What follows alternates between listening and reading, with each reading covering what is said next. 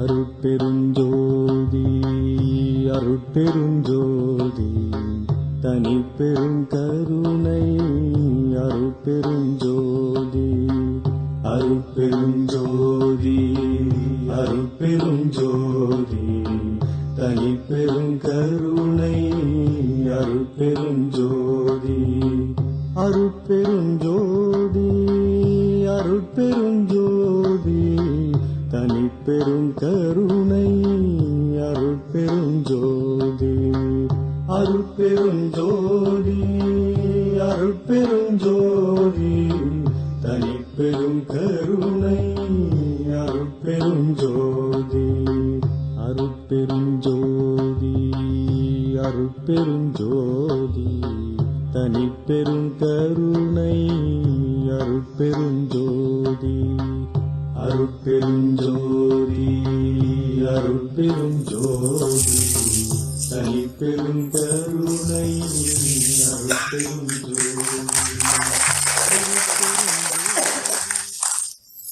Welcome for Chief Guest, Sultan.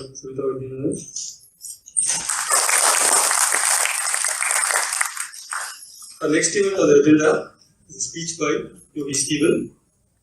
So Yogi Steven has been practicing the full range of yoga teachings for over 25 years and teaching yoga, meditation and spirituality for over 15 years. He is actively cultivating a life that is fully infused with the light of the divine and developing a light body that is produced and sustained by divine will.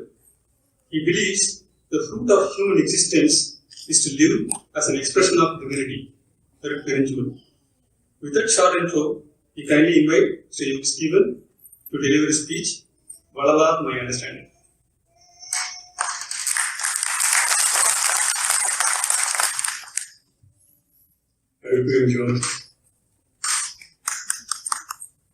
So I just spent 5 weeks in India, Nepal, and Tibet on spiritual pilgrimage. 2 weeks in the Arunachala Tiruvannamalai area at the Vallalar ashram there.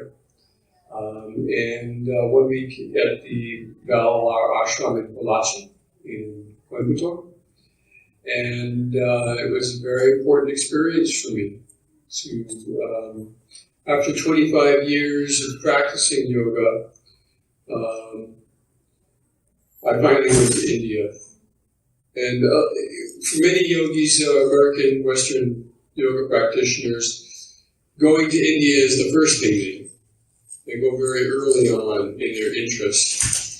And for some reason I didn't go until much later in my process. I felt like I wanted to wait until I felt like there was a reason to go, that I was being drawn to India. And that's what happened. I joined up with a group of people that were going to Mount Kailash on pilgrimage. And after a long period of divine mother worship, Durga and Kali, my interest was moving towards Shiva anyway, so towards consciousness. And so I felt like this was my opportunity to go with a good group of people, to go to India, to go to Mount Kailash. But when I left, I said, I don't feel that I am going to see Shiva, because it's not possible. You can't go to Shiva if Shiva is everywhere and Shiva is everything. If the Aruparum Jyoti is everywhere and everything expressing itself through us, you can't go to it. You can't go for a visit. You can't even run away from it if you want to. The more you try to run away, the more you're in the presence of the divine. So, I went on my journey, to discover what the divine had in store for me. And I can't really encapsulate 5 weeks of darshans for you in a very short talk, but I can tell you there was a reason for me to go. on that trip. And now I'm here. So thanks very much to the group and to Prasanna for inviting me to be here with you. I found out about Vallalar by first being interested in my own real practice, my own spiritual practice, my practice of devotion and meditation and yoga. And I wanted to learn what was happening within me, the process that is unfolding within me. And in the process of studying that, I discovered Vallalar. I discovered Sri Aurobindo. I discovered the Tamil Siddhas. A lot of this is information which is difficult to obtain. I mean, even if you have good internet skills like I do, you have to really dig for it. It's not so easy to learn about these things. Most of the information about Vallalar is still in Tamil. It's not available in English. Relatively little is available in English. So at this point in time, if you learn about Vallalar, it's because you wanted to learn about it. You put some effort into it, So I did. I put a lot of effort into learning about Vallalar, about all the traditions of Tirumula and the Siddhas of southern India. And I've come to understand that it's that Siddha tradition, which is really where I was already flowing towards anyway. The river of spirit was carrying me in that direction of the Jyoti already, before I even knew who Vallalar was.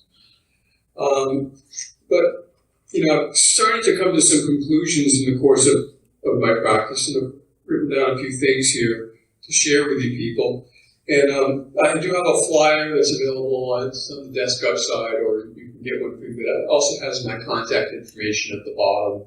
I very much like to keep in touch with everybody, so you can get my Facebook and my email and all of that right there at the bottom. But I think the first thing that we have to recognize is that humanity has been going through a very long process of development. Well, it seems like a long process to us because we live a very short amount of time. I mean, that's it. Human life over, done. It's a flicker. It almost doesn't even count as a flicker. And the entire history of humanity is just a longer flicker. Even if we've been around for 6 million years, and nobody really knows how long humans have been around, but let's say it's 6 million years still, even so, very short period of time, cosmologically speaking, evolutionary, in terms of an evolutionary context, very short period of time. But I think we're very lucky, because right now, for the first time in human history, we have large numbers of people who can access significant spiritual teachings, like the teachings of Vallalar, simply by going on a computer and doing a search, and you can read and you can get teachings and you can watch videos and listen to talks as long as you want to, And so this information is now becoming available. So availability is the first hurdle, and I think that's already been solved by technology, thanks to so many of the Indian people who work in information technology. You make it possible for people to access this information. And it's also that large numbers of people also now have the personal opportunity to absorb spiritual teaching and to take action on it. Because there's more people with more free time, more leisure time. Yes, we all work, but still, in comparison to past history of humanity, more and more people have the ability in their lives to take in these teachings and then put them into practice. And this is really the first time in human history that we've been able to say that's actually true. So, whereas in the past, only a few people would have obtained the deathless body, the immortal body of light. Only a few people here and there, Jesus, Ramalinga, Babaji, a few masters here and there. But I think that's going to change. I think that we're now at the point where more humans are going to start to discover these secrets, and they're going to start to put them into practice, and we're going to see in the next 50 years probably more examples of divine body than we've seen in the entire combination of the history of humanity up until this point. And now we have so many different advantages of you can eat highly concentrated, highly nutritious superfoods, in only small amounts to give your body nourishment that it needs, and learn to eat less food because the food is much more concentrated, much more dense. You can eat less food, and this is something that, in fact, I'm doing. I'm more or less a non-eater. I do eat some food here and there. I'm changing my diet over time, but on a very gradual basis, I've been able to learn to live on divine light as opposed to live on food. And this is a path I think that is now available to more and more people. That's something that more and more people can do, can practice, can discover. The truth is that we are not powered by food. We are not powered by anything that we get from the outside. We are powered by the divine. Always. From the moment the conception happens, the moment the egg and the sperm unite in the womb, there's a little seam that opens up in the fabric of consciousness. And out of that seam, you appear. And you continue to appear over a period of time. This little spark becomes a slightly bigger spark, okay? And you grow. And this spark is continually being emitted from the divine. Continually. Billions of times per second. You are being produced from and out of the divine. This is your source. This is your power. This is where you come from. This is where everything comes from. Inanimate objects, animate objects, it doesn't matter. We all are coming out of that divine source. The idea that we produce ourselves by taking in a material from outside in the form of food or air or water or anything is not true. It's not true. It's a secondary. I say food is a supplement. Okay? So if you're lacking, say, for example, iron, you take an iron supplement to make up the difference between your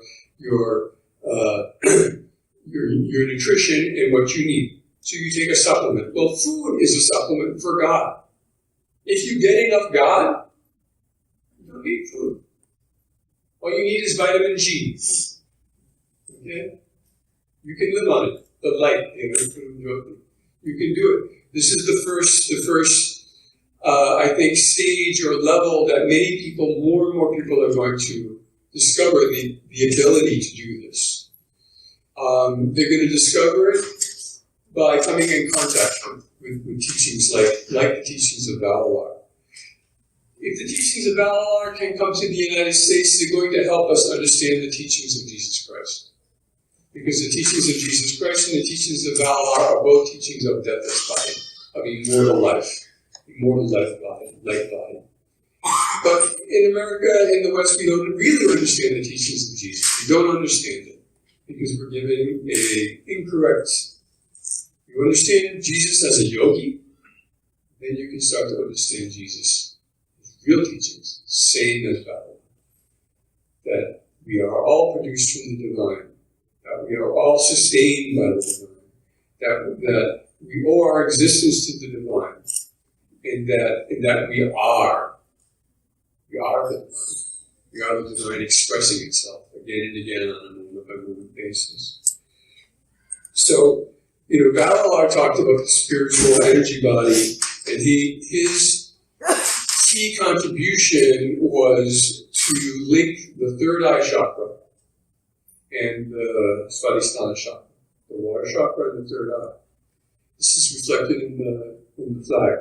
The yellow and the white are the colors of the two different seeds. The yellow here and the white here. And the flow of energy from the third eye and the Svadhisthana coming together and becoming one singular flow, uniting yoga, uniting of these energies. You find this also in Tibetan teachings, in the Tonglen tradition, the breath of inner fire. You find it also in the Taoist teachings as well. The same pairing of third eye and Svadhisthana, and understanding how they work together. This is the beginning of the spiritual energy body, which every human has the capacity and the ability to create, to come into being, that spiritual energy body. And once this connection is made, and once that starts to sustain itself on its own, there's a much larger spiritual energy body which starts to develop around that. And it's the development of the spiritual energy body that makes the deathless light body possible. Because we are then continually produced and supported directly by the divine through the spiritual energy body. And this is, again, another teaching that I think more and more people are going to start to understand and start to be able to produce in themselves. So, but I should also say, it's not something that you actually produce in yourself. It's not something that you actually do. Because, first of all, there is nobody to do it. We don't exist. Not really. I mean, we are just a little flicker of the divine, and the divine is Leela, displaying itself as us for a few years here on this little dust speck that's in the middle of nowhere. So really, it's always divine will, and that's another really key point that I think we have to surrender. We hear this word a lot: surrender to the divine. Surrender to the. It's an important concept to understand. For me, the most important concept, because surrender to the divine is the greatest victory. You win when you surrender. You have victory when you give up. What are you giving up? What is the surrender? The surrender is the notion that you are something different from the divine. That you are something separate in any way from everybody and everything else. You surrender the notion of individuality, or the notion of identity. I am Yogi Steven. Okay, well, you have to call me something, so I guess we'll go with Yogi Steven. But really, I am the divine. But so are you. So if I say I am the divine, I'm not saying, oh, well, I'm better than you. No, I'm saying I am exactly as you. I am no different than anything. Only an expression of the divine. So surrendering the notion of individuality, of identity, and allowing your identity to become the divine. Om Tat Sat, they say in Sanskrit. I am that. Be able to look and see everything, any being. Look at a cow. I am that. I am that, I am that, I am that. Always. Without exception. This is key. And I think more and more people are going to be able to understand that teaching in the period of time that we're coming into now. Things are changing. Things are becoming more possible for us to really pursue the spiritual evolution of humanity. And that's what Vallalar was about. He was at the very forefront of the spiritual evolution of the entire species of humans. From being a species of beings that really are kind of sort of half animal, because we're driven completely by our desires. We're driven by hunger, okay? This is another point. To understand hunger. Hunger is, there's only one hunger. There's only one hunger. We see it as many different kinds of hunger. Hunger for food, hunger for sex, hunger for possessions, hunger for position, for power, hunger for all kinds of things. But all hunger, including the hunger for food, comes only from one hunger. And And that is the hunger to know yourself as the divine, for the divine gnosis, for the merger of self with divine. This is the true hunger which makes you get up in the morning. This is the true hunger which motivates absolutely every action of yourself, every action of the cosmos, the spinning of the planets, every force, every vibration, every action that any being has ever taken has proceeded from that first impulse, which is to know yourself as the divine. And resolving all hungers back into that singular divine impulse. That is the core of the teachings of Vallalar. To know yourself completely and fully as the divine and nothing else. And this is truth. We all know it's true. But the problem is to go from the truth that it lives here. Oh, okay, I understand the concept in my head. And then go from the truth here to the truth here. That you feel it, you feel it, you feel it. And then from here, it's the truth through every cell of your body. You don't feel it, you live it. Because the divine is living through you. The divine is expressing itself through you. So, these are just a few of the key points that I think we need to focus on. Also, meditation.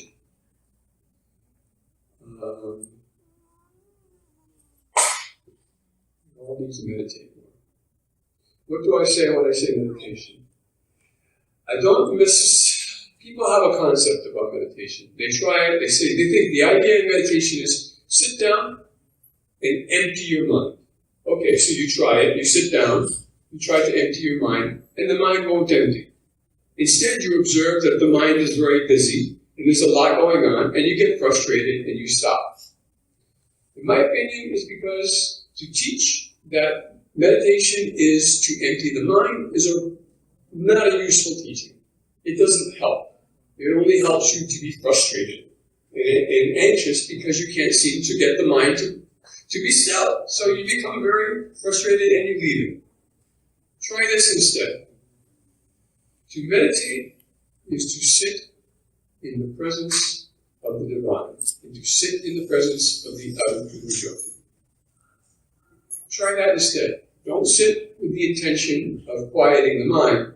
Sit with the intention of being completely in the presence of Yogi. And you will find that the mind suddenly wants to be quiet. Why? Because also the mind wants to experience the Yogi.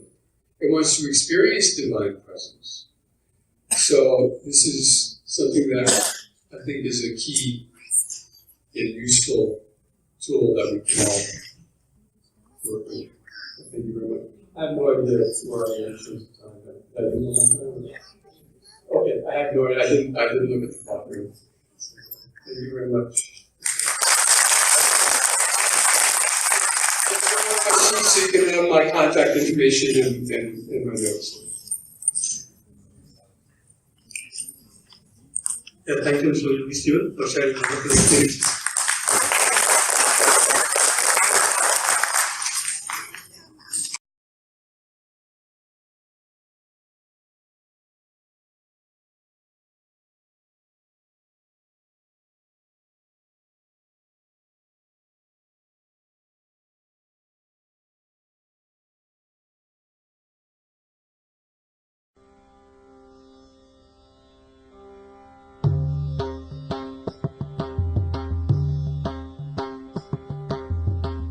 Arutperunjothi